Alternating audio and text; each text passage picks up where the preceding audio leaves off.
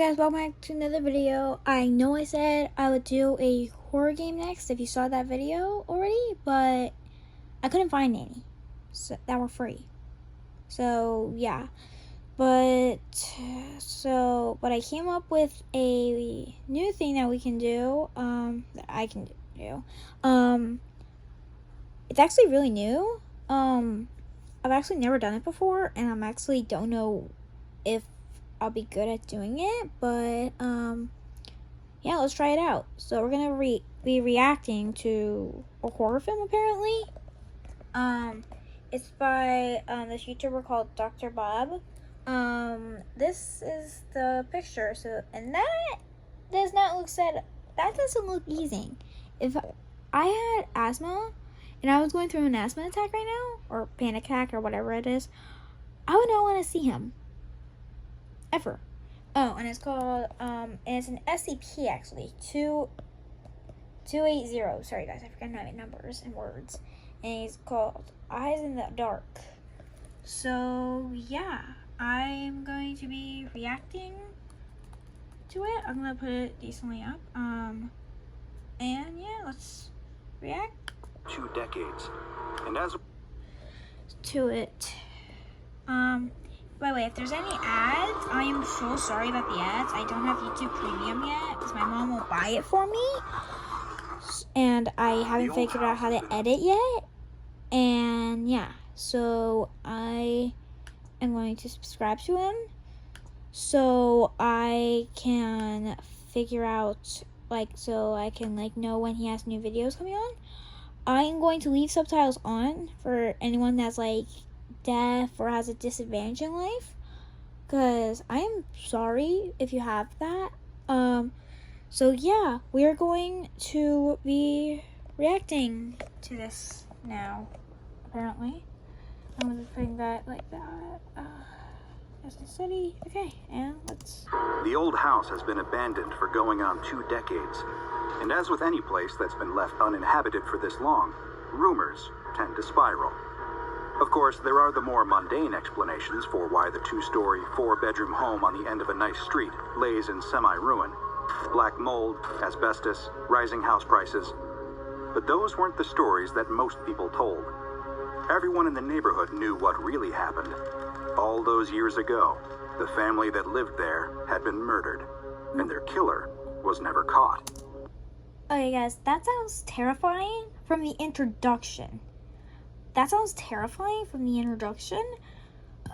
am terrified, but yeah, I'm going to try to actually make this, a thing I do, because there's a ton of YouTubers that, react to, guys, sorry about this, my arm's hurting lately, there's a ton of YouTubers that react to this YouTuber called Dr. Bob. I would actually probably recommend him because I've seen some YouTubers, God, I cannot talk to guys. Sorry, guys. Reacting to these videos, so I'm excited, but at the same time, terrified, because all these videos are all about monsters that want to kill, and just kill, eat, death, guys. But there are some good ones. So yeah, I'm not going to try making any predictions because I don't want to make myself look dumb. So yeah, let's go. The 3 young paranormal investigators, with EMF readers in their hands and GoPro cameras mounted on their hard hats, know all about this. They approach the house in the dead of night, mumbling commentary for the recordings. If the old house really is as haunted as everyone says it is, then they could be in for something really good here. Their subscribers always love brand new paranormal content. They use a crowbar to breach the front door and head inside. It's everything you can expect from a house that had been abandoned for 17 years. Dust, cobwebs, and graffiti abound, broken bottles scattered across the floor. Someone has scrawled, "Welcome to Hell," above the door in faded Sharpie. That's it terrifying. all plays perfectly for the cameras. Paranormal content gold. All of them turn on their flashlights, generously provided to them by one of their sponsors, of course. But in this particular situation, they have no idea just how valuable their product really is. After all, there are some frightening things that hide in the dark. The leader of the trio begins ascending the stairs, narrating into his helmet cam, giving the more popular version of the house's legend. The perfect suburban family, torn apart, literally, by a killer hiding in their home. The family had all been brutally murdered by someone in their home, but the police never found any sign of unlawful entrance or exit. There were no clues to the killer's presence whatsoever, in fact. It was as if they were a ghost, a vapor. It was almost as though whoever killed the family had always been in that house, and even after the murders were committed, they never left the place either. As he tells the story, the lead investigator starts to feel a little nervous. Even though he himself doesn't really believe in the supernatural, he just plays up reactions for the views, he still can't help but wonder, should I really be here? Am I making a terrible mistake? Is there a chance that whatever did this all those years ago could still be in the house, waiting for me? But he pushes those thoughts from his mind. This gig is too valuable for him to wimp out now. And really, what are the chances that something actually... That is actually hilarious, but also, bad, because he's thinking all the right things. Like, he could die in the situation. And according to this, the name of this thing, Eyes in the Dark, is actually probably smart that they have a flashlight, because it's called Eyes in the Dark. So it's actually probably, his weakness is actually probably light. So, yeah, I'm gonna stop talking now so we can continue watching. Actually dangerous would be lurking in the house. The other two investigators are still looking around downstairs, sticking together, their flashlight beams slicing through the darkness. Their boss always insists on going upstairs first. He demands the glory shot, after all. That leaves the rest of them searching the downstairs living room, dining room, and kitchen, where the best they can hope for is maybe a particularly haunted-looking dishwasher. It's why the younger of... I'm sorry, they're like, oh, so literally a dirty dishwasher. That's actually so funny. And then this guy's face. Look at his face. He's like, what's going on? Why am I here? I'm sorry. It's just so funny. Of the two is so surprised when they suddenly feel something happening to their body that they've never experienced before.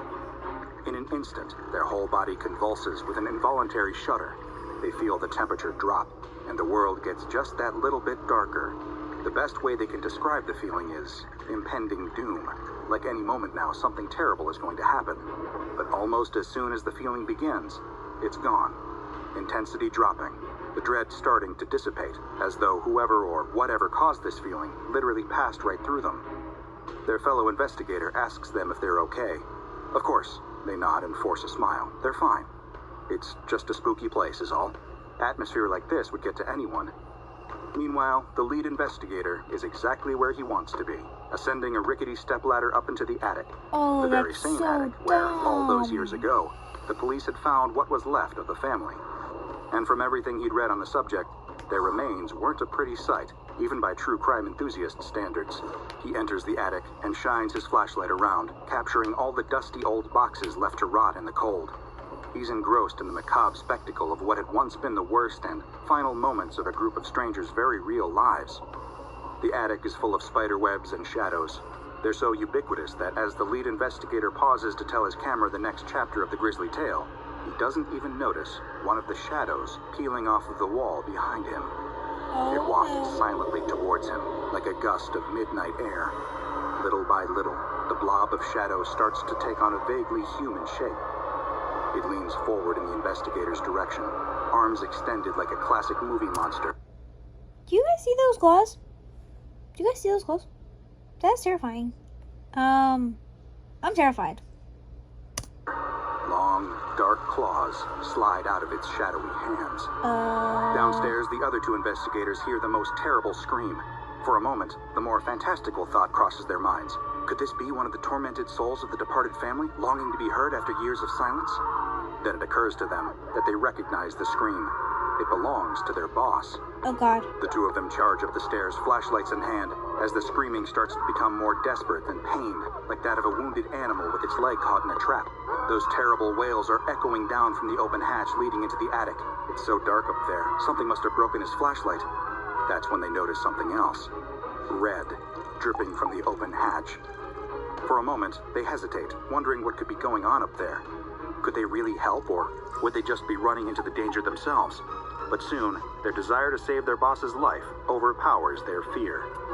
They grab the ladder and start climbing, feeling the dripping blood on the worn wooden rungs. When they finally get up into the attic, it feels like the scream is coming from everywhere, bouncing off the walls in a terrible, echoing cacophony of pain. They turn in all directions, hovering their flashlight beams around the room in wide, sweeping arcs, until both fall on the source of all this terror. And when they see it... Play War Thunder sorry, guys. now. Join millions of players across the globe in massive battles on tech. They can't help but scream too. The lead investigator's body is floating about a foot up. Oh god, he's floating. I thought he was like tiptoe. I thought it was one of the workers or the other YouTubers or whatever they are, running away on like their tippy toes, like. I'm sorry, I'm gonna continue. Foot off the ground, his screams now fading into pained gurgles. Something huge and dark is lifting him up with one hand and sinking the long, dark claws of its other into his neck. The second the twin flashlight beams concentrate on the creature, it drops the lead investigator's bleeding body down onto the ground.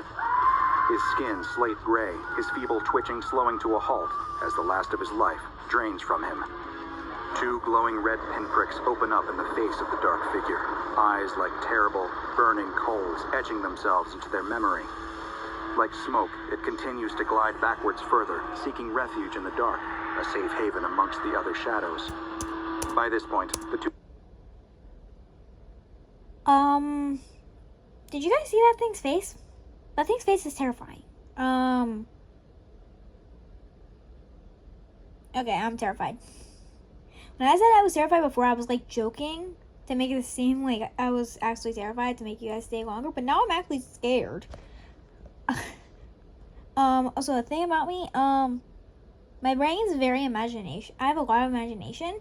So the reason I don't watch a lot of these videos is because my brain thinks that this stuff could be real because of how much imagination it has. But that's why I don't watch horror stuff, because I'm gonna think that this stuff is real. But I'm watching this for you guys. Let's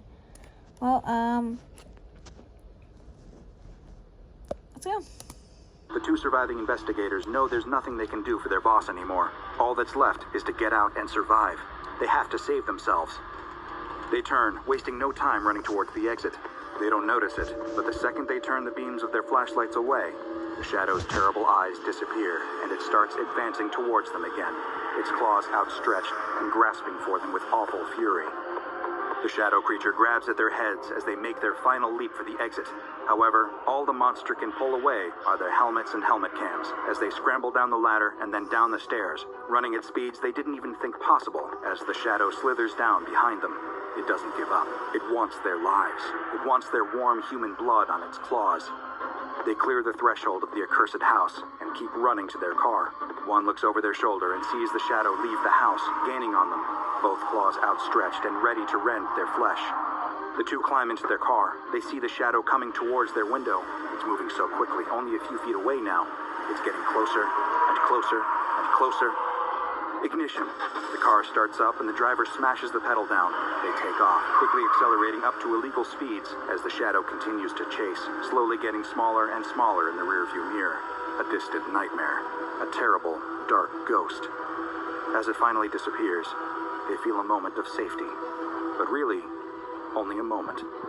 Because it occurs to them then that they cannot say with any confidence that this monster won't just be waiting for them when they get home.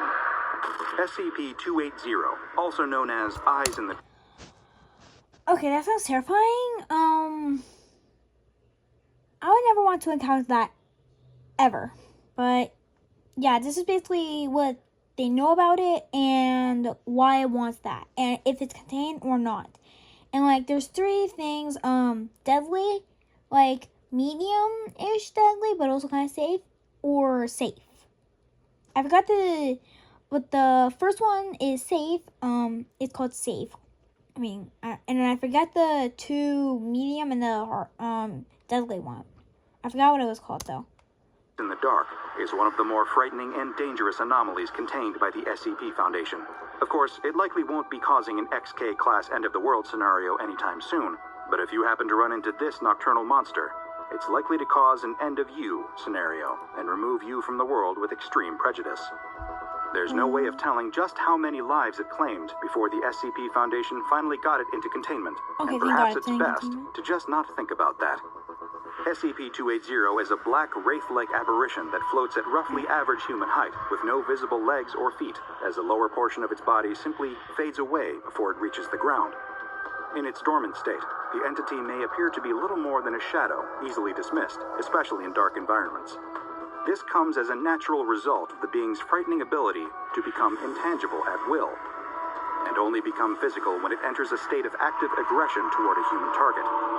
In this intangible state, victims have even been known to walk through the shadowy mass by accident. While this doesn't lead to any detrimental physical effects, victims report that being inside the creature can lead to heightened states of anxiety, fear, and dread.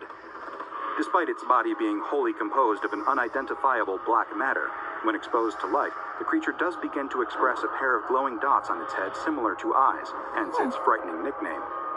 However, all tests indicate that these that eyes makes aren't sense. actually functional. Instead, they appear to be a kind of defensive measure, like false eyes on the carapace of an insect. These eyes are never shown when SCP-280 is advancing towards a victim, only when it is in retreat, though this is only one of the entity's several defensive responses. If an area where the creature is residing becomes fully illuminated, or a sudden flash of extremely bright light is directed against it, then it will immediately dematerialize and appear in a different area. The one positive thing that can be said about the hunting patterns of SCP-280 is that they're relatively predictable. The entity, it seems, only has an interest in human beings. When it selects a target, it will pursue them relentlessly, approaching in its intangible form with its arms extended in what many describe as a sleepwalker pose. In this state, you may finally notice 280's claws, long, thin, and razor sharp. It may silently approach while the victim is turned the other way, or while they sleep soundly in bed, or even when they're paralyzed in fear at the very sight of it. That's When okay. SCP-280 closes the distance, it will begin to rip and tear at its victims with its claws, God. causing massive physical trauma and, in some cases, death. Oh God. Attacks range from 1 to 5 minutes of being relentlessly clawed at by the beast. When the attack is over, it will simply expose its eyes, become intangible once more, and escape. You will not be able to overpower the creature. Foundation tests have shown that it has extreme physical strength, and it's capable of tearing apart solid steel with little effort.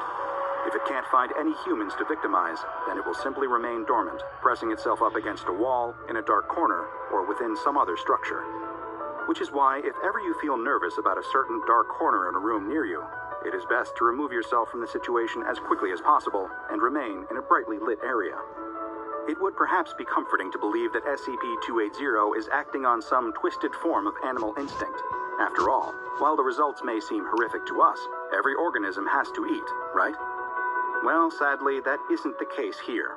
SCP-280 does not appear to eat, sleep, or breathe to survive. It never consumes any of the matter torn from its victims. The best working theory is that the entity simply enjoys the harm it causes, taking a degree of perverse pleasure in hunting down and murdering its targets. There is no better nature to appeal to here. The SCP Foundation's ability to study the creature's biology has also been stunted, in part due to the creature's highly aggressive nature, and also the fact that its selective intangibility makes gaining physical samples almost impossible. Even capturing and containing the creature in the first place came partially out of blind luck. It first came to Foundation attention after a series of mysterious locked-door murders in a small Mississippi township. In the most recent case, an entire family had been brutally murdered in their home, leaving only one survivor. A traumatized 9-year-old boy named David, who'd locked himself in the basement when he started to hear the screaming. He was so terrified by the things he saw that night that he remained in a catatonic state for weeks afterwards, completely unresponsive to outside stimulus. But one little detail saved his life. A flashlight was clasped in his white-knuckle grip, shining a bright beam of cold... Mom, Harold can do magic. Sorry guys. With this little guy, I can make whatever I want. I'm gonna triple. Cold, white light onwards. When David was removed and placed into medical care, officers began searching the building for any kind of clues as to how the other 4 family members were murdered. However, during this investigation, the police were just as vulnerable as the victims who'd been so recently slain. While one officer was wandering around the attic, looking for any evidence they may have missed, SCP-280 emerged from the darkness and attacked. tearing into his body with its long, deadly claws. Luckily for the officer in question, he survived the incident, though he was badly wounded. His report on the matter, including the ardent claim that he was attacked by a being, quote, made from black smoke, caught the attention of SCP Foundation operatives embedded in the precinct. They soon took over the investigation and descended on the house, hoping to tag and bag whatever had been behind all these deaths. This would be easier said than done. While Foundation field agents canvassed the home, they simply walked past the creature multiple times, discounting it as a mere shadow. After all, it only had these easily identifiable glowing eyes when it was in a retreating position. Even when it entered its physical state, operatives brushing up against it generally dismissed the sensation as hair, clothing, or some other object touching them in the dark. This already bungled investigation got even worse when the Foundation decided to introduce high-intensity lights into the equation, hopefully flushing the creature out. This, of course, only caused it to dematerialize and appear elsewhere. The chase ended in an almost farcical fashion, a cavalcade of Foundation agents chasing a cloud of smearing black smoke across a Mississippi field at 2:30 a.m. Thankfully for the human race, the entity was, at the very least, eventually secured and contained. How did they secure it However, exactly? this wouldn't be the last time it was out of containment. During a series of tests with different types of illumination, intending to test SCP-280's reflexes, it disappeared from its chamber. Oh. It seemed almost to sink through the different levels of the illuminated site, before coming to rest at the containment chamber holding SCP-1591. This made for a fascinating accidental cross-test. You see, SCP-1591, to put it simply, is a unique sculpture of a star that emits an incredibly bright light, and this light will slowly make any being subject to its glow intangible, before disappearing completely. When SCP-280 came before SCP-1591, it displayed its eyes, but did not retreat. In fact, it assumed a kneeling position, and simply remained before the anomalous sculpture until it faded from existence. It then remanifested in its own containment chamber several hours later without incident. All things considered, it went pretty well, as far as containment breaches involving deadly, human-hating monsters go. Because of its ability to demanifest and phase through solid objects, SCP-280 is incredibly difficult to contain, earning it the dreaded Keter object class. Keter. In order to Oh yeah, Keter is the most dangerous. Safe, it means that it's like not deadly at all. I forget the medium one. Oh yeah, well, we're gonna keep going. But I hope you guys are enjoying so far, because this has been 23 minutes. Wow. In order to avoid the risk of demanifestation, SCP-280 is contained in a 5x5 meter cell that is perpetually left in a state of total darkness. No equipment is to be left in the cell unsupervised at any time, and any items brought into the cell for testing must be removed when the testing is complete. Any staff members entering the chamber for tests must be equipped with infrared goggles, an infrared ID strobe, and also a strong flashlight to ward the creature off in the case that it becomes aggressive. If SCP-280 does attempt to attack anyone in the chamber, all attending staff are instructed to turn on their flashlights and turn the beams against the creature. No aggressive action is permitted, and staff members must remain at least 1 meter away from SCP-280 at all times for their own safety. And if you suddenly feel yourself getting a little nervous in an eerily dark room, I'd like you to remember this. The one thing more frightening than seeing eyes in the dark is not seeing them. Now go and watch another entry from the files of Dr. Bob, like SCP-015. That was terrifying. I am terrified. I am never trusting the dark again. I was literally about to get ready to like settle down, probably take a nap for a couple hours. But that terrified me, so I'm not gonna do that now. I'm probably just gonna post another video. I don't know what's wrong with me. I'm addicted to posting these videos now. It's like the only thing I have to do, really. Other than just live life, eat food, play other video games that aren't on the channel. I play with my friends sometimes. That was terrifying. I'm actually probably gonna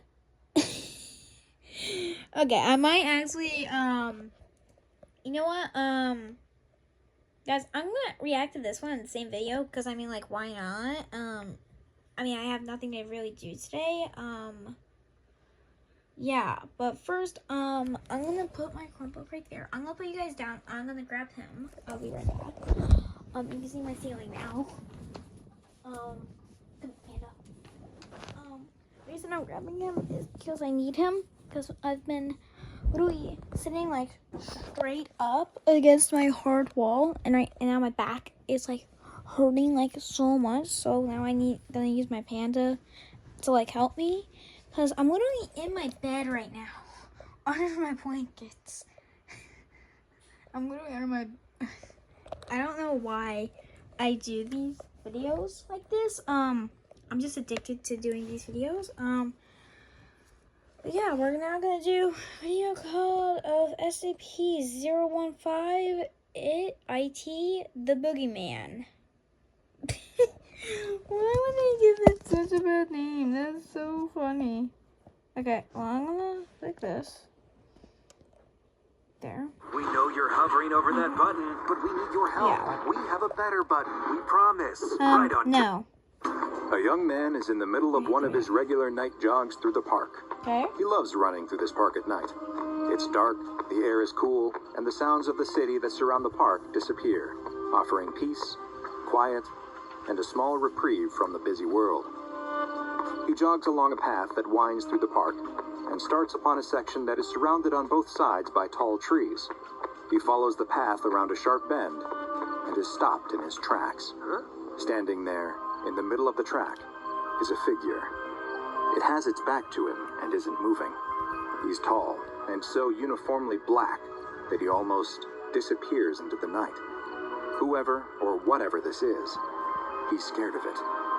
But the creature doesn't move, and neither does he. He's frozen, unsure of what to do, when the creature suddenly turns his head towards him, revealing a pair of bright, glowing eyes. The runner is so terrified he can't even scream. He falls and crawls backwards in the dirt, trying to get away from the creature. The creature turns its body towards him and begins stepping forward. The runner scrambles to his feet and runs. He's sprinting as hard and as fast as he can, adrenaline pumping, heart pounding, trying to put as much distance as he can between himself and that thing. His muscles burn, his lungs ache, but he can't stop.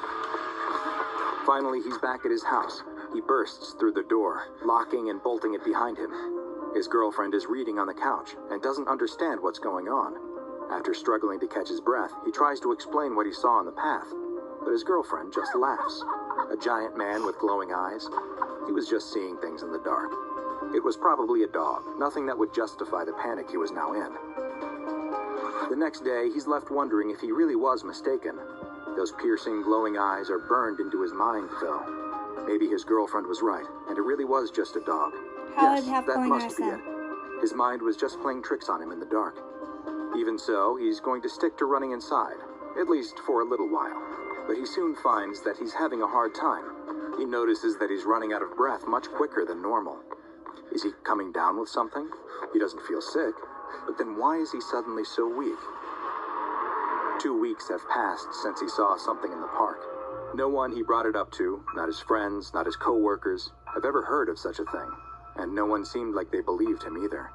At this point, he is feeling sure that he really did imagine it, but he can't get that image of whatever it was out of his head. He can't keep running on a treadmill forever, though. He misses his night runs. It's time to get over his fear. He's running through the park again, enjoying the Oh my God, silence he and got the so light much breeze on his skinnier. skin. He continues down the path, acutely aware that he's getting closer and closer to the spot where he saw that thing before. He can't stop, though. He has to prove to everyone that he's not afraid. He has to prove it to himself. He reaches the part of the path that runs through the tall trees. Just like before, the sounds of the city melt away, the only sound coming from his steady, heavy breathing. He follows the winding path and feels his heart starting to race, but he has to keep going. He rounds the same corner, and nothing is there. He slows to a stop. Of course nothing is here. Nothing ever was. He really did imagine it. Or did he? My God, that just terrified me so much. That terrifies me. Oh my God. Oh my God. That was like a huge jump scare. I am not ready for horror games, I don't think. By the way, the only horror game I've probably ever played was, honestly, I don't think I've ever played a horror game. I'm gonna be completely honest. The thing I think I'm closest to a horror game that I can actually even remember playing was, probably, like, Among Us. It's probably the most closest thing I've ever played to coming to a horror game. If you have any suggestions on, like, 12-year-old appropriate games, maybe 13-year-old appropriate games, that are free to play, please recommend them to me in the comments. But yeah, we're gonna get going. Buongiorno. Today's file comes from the Italian branch of the SCP Foundation, SCP-015-IT, also known as the Boogeyman. SCP-015-IT is a humanoid entity that stands just under 2 meters tall. Oh, Its God. body is devoid of any hair, and its dark black skin absorbs 98% of all light, Oh, God. making it virtually invisible in low light. Its head lacks a nose or ears, but these missing features are hardly noticed, because if you see 015-IT, its eyes are what demand all of your attention. While the Boogeyman's skin is completely black, its eyes contain light-producing organs on the irises, causing them to glow in the dark, like a deep-sea predator. Its mouth contains 8 pointed teeth on both the upper and lower jaws, and a That long looks terrifying. 28-centimeter forked tongue. Ew. The 2 tips of its tongue each have a hollow, needle-like organ that leads straight into its esophagus. More on what it does with that specialized biological feature soon. Physically, SCP-015-IT is rather slight, but it is surprisingly strong and easily able to overpower an adult human. Its skinny arms are much longer than an average human's, and each of its 4 fingers ends in a razor-sharp claw. God. It has also been shown to be quite resistant to physical injuries, and possesses the ability to heal wounds and damage to internal organs at a hyper... So it's basically Wolverine, but completely black and terrifying. accelerated rate. SCP-015-IT is primarily active at night, which is unsurprising given its skin's natural camouflage in the dark. The Boogeyman hunts mammals, with humans being its preferred prey. Why is that But it panda? does not feed on flesh. Instead, SCP-015-IT draws its sustenance from the adrenaline and noradrenaline produced by its quarry. Adrenaline and noradrenaline are chemicals the body produces to increase heart rate, blood flow, and provide more energy to the muscles in moments of stress, or in the case of SCP-015-IT, extreme fear. And it has developed a hunting method to cause this exact reaction in humans. 015-IT will usually hide in dark spots, trying to keep out of sight as much as possible as it stalks its next victim. If it has been able to remain unseen, it will wait for a moment when its prey has become distracted, so it can silently approach them. Once close enough, it will leap towards its unaware victim, grab them, and quickly bite them on the side of the torso, near where the adrenal gland is located. It uses its large teeth to anchor its mouth in place, as it uses the needles on its forked tongue to probe into their body. With one needle, it pierces directly into the adrenal gland and begins draining the blood that is now rich with fear-induced adrenaline. At the exact same time, the other needle releases a mild sedative, allowing 015-IT to feed and then depart without risk, as the victim remains immobile. Another anomalous effect occurs when someone is unlucky. So basically it makes it so you can't move and then sucks out your insides, I guess? I don't know what to call them. But it basically stuns you and then sucks stuff out of you. That's Lucky enough crazy. to actually see the Boogeyman. Roughly 2 weeks after observing the creature, the person who saw it will begin experiencing various detrimental mental effects, including hallucinations and panic attacks. Some will also begin to experience physical issues, most often damage to the cardiovascular system. It is unknown why exactly these mental and physical effects occur, but it is theorized that SCP-015-IT may use it as a way to weaken certain prey that it considers too strong or potentially Sorry, guys. dangerous. In 2011, the Boogeyman was actually contained, but not by the SCP Foundation. The What? Brotherhood of St. George's Knights is a secret order in the Catholic Church that was created by the Pope in the year 453 to either contain or eliminate all anomalies, and it was this group that first captured SCP-015-IT, which they designated as DIA-212, in line with their own classification system. While it was in their containment, they made a number of discoveries about the creature that they labeled as a shadow demon. First, they found that while it feeds on the fear of its victims by ingesting their blood, it doesn't actually require this to survive. DIA-212, as they call it, is an unstable entity, and feeding allows it to maintain its physical shape in our reality. In addition to its impressive physical strength, the boogeyman is also quite intelligent, as seen by its ability to successfully hunt, attack, and escape from humans. Strangely, it also appears to be resistant to weapons which have been blessed, causing only a fraction of the physical damage that they should when compared to a similar, non-holy version.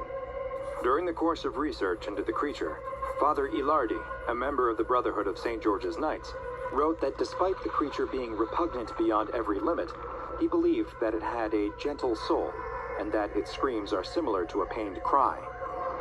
He postulated that SCP-015-IT may have even once been a human before some dark force transformed it into the monster that it had become.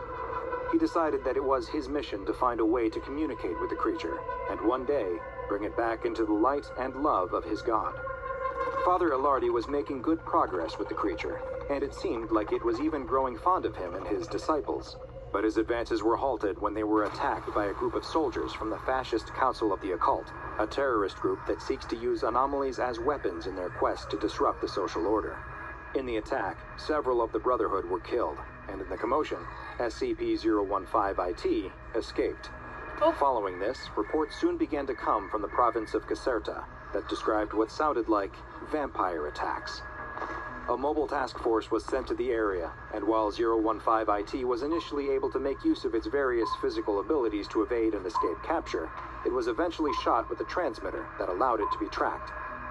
The Italian mobile task force was able to surround the creature, but fearing being contained again, it responded with a level of violence that it had not been thought capable of. Several members of the task force were killed in the line of duty before the boogeyman could finally be subdued. Today, SCP-015-IT is contained at Site Vittoria in the Emilia-Romagna region of Italy. Since this anomaly is both sentient and highly unpredictable in its behavior, it has been classified as Euclid. It is kept in a standard humanoid entity containment cell and is monitored by video cameras and infrared sensors at all times. Due to the light-absorbing properties of its skin, its cell and the adjacent corridors are painted white and are to be kept well lit at all times. Twice a day, SCP-015-IT is given a normal domestic pig that it is allowed to feed on. Any personnel assigned to 015-IT duty must undergo a psychological assessment on a weekly basis, and, regardless of the results, must be cycled out after 3 months of exposure to the boogeyman. Now go and watch another entry from the files of Dr. Bob and be... That sounds really cool, but also terrifying. And that's actually probably one of the main reasons I don't take nightly walks anymore. But yeah, I'm probably gonna end the video there. Because I'm getting kind of hungry, so I'm gonna go get a snack. Probably record another video. Yeah. See you guys in the next video. See you on the flip side. Peace out.